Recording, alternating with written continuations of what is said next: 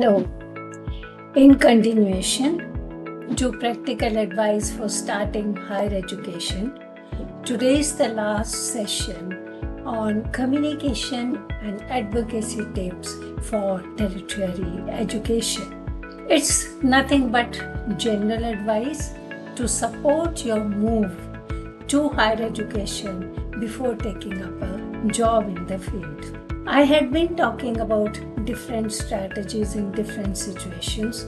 To wind up, let us see the general advice, which is about self-advocacy.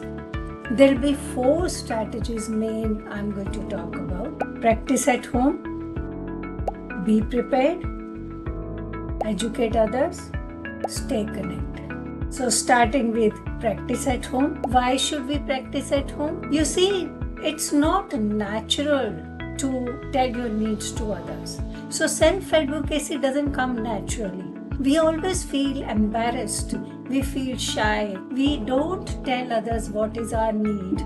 We don't like to ask for favors. We don't want help from people. We want to be independent. And then therefore, the self-advocacy takes a back seat and it affects our learning. There is nothing wrong in self-advocacy.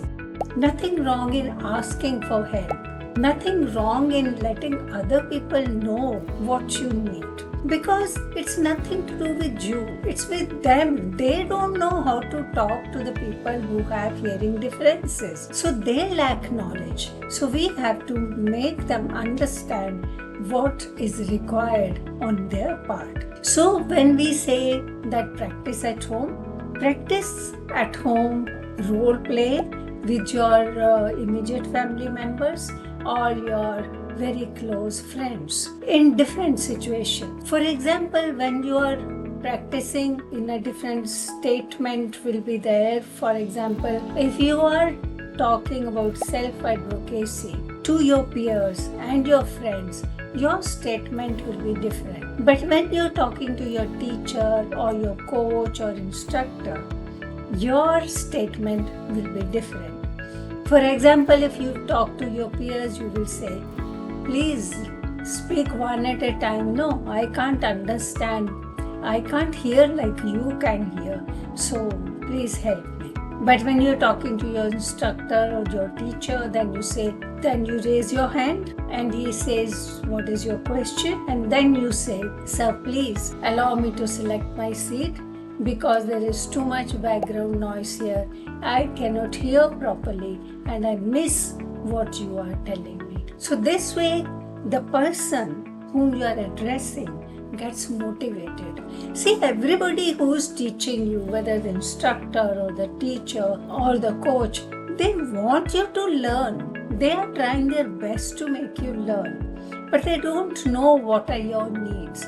So if you tell them what strategy to use so that you can hear better, they'll be motivated to help you. They'll be motivated to use those strategies, and that can help you in better learning. So therefore, you prepare your basic statements and then you get used to those statements.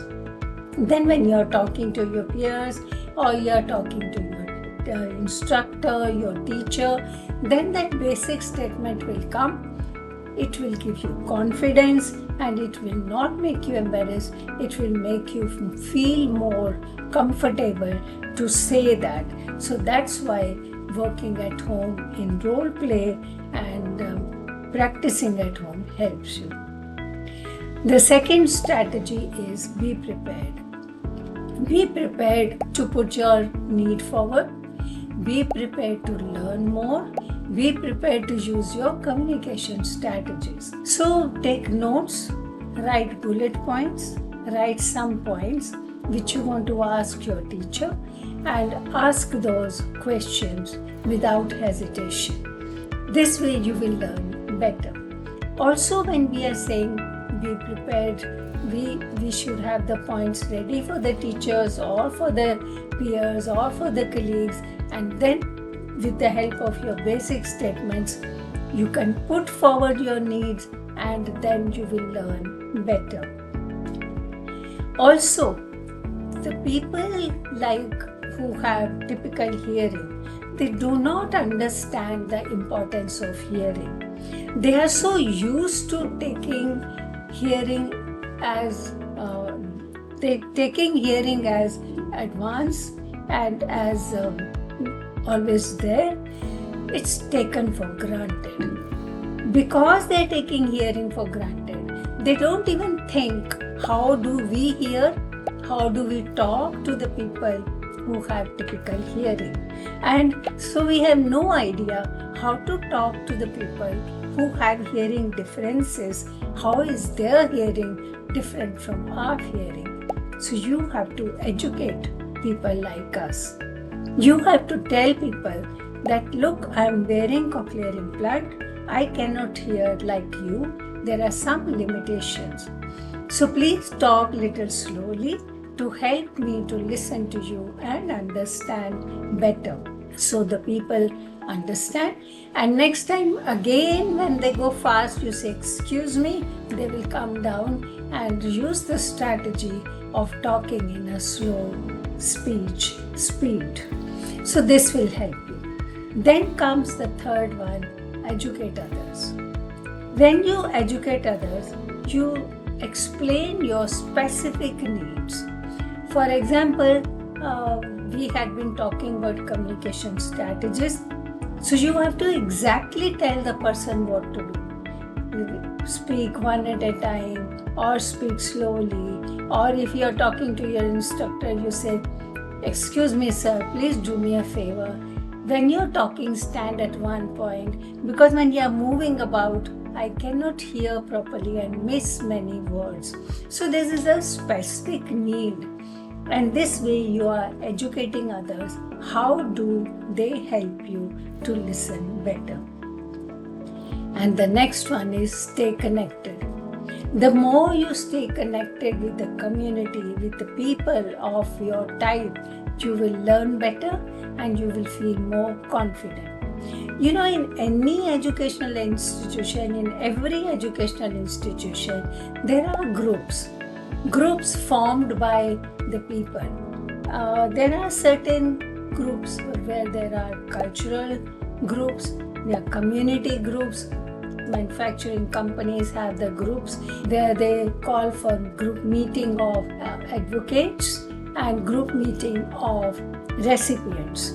So there you get a chance to connect with each other, connect with different people, learn from them what situation, what difficulty you are feeling. At that you can discuss with other people who also have typical hearing differences, and then they might have some tips or strategies which work for you. When you join the groups of people of typical hearing, that gives you an opportunity to use your communication strategies. You will learn which communication strategies to use in what situation, with what people. That will help you to learn better, to listen better, and then learn better. So this way, when you are staying connected, you join different groups, find out what group you are interested in. There are lots of WhatsApp groups, there are lots of hobby groups, and in that you stay connected with people. This will help you to learn better. So let's do the summary of practical advice for starting higher education. I had given 6 sessions. The first one was selection of your study course. Second was selection of your educational institution. Third was general strategies in different situations, different learning situations. What strategies to use when you are sitting in a classroom situation, face-to-face situation. When you are in a group situation where you have you're working on a project or in a group assignment. Then online strategies which you can use when you are attending online course, and like now today we finished where it is general advice to support communication and advocacy tips for your tertiary education. So this way we close the practical advice for starting higher education.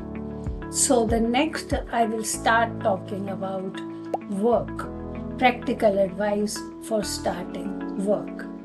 So be there, and if you have any questions, please get back to me and I will help you. Thank you.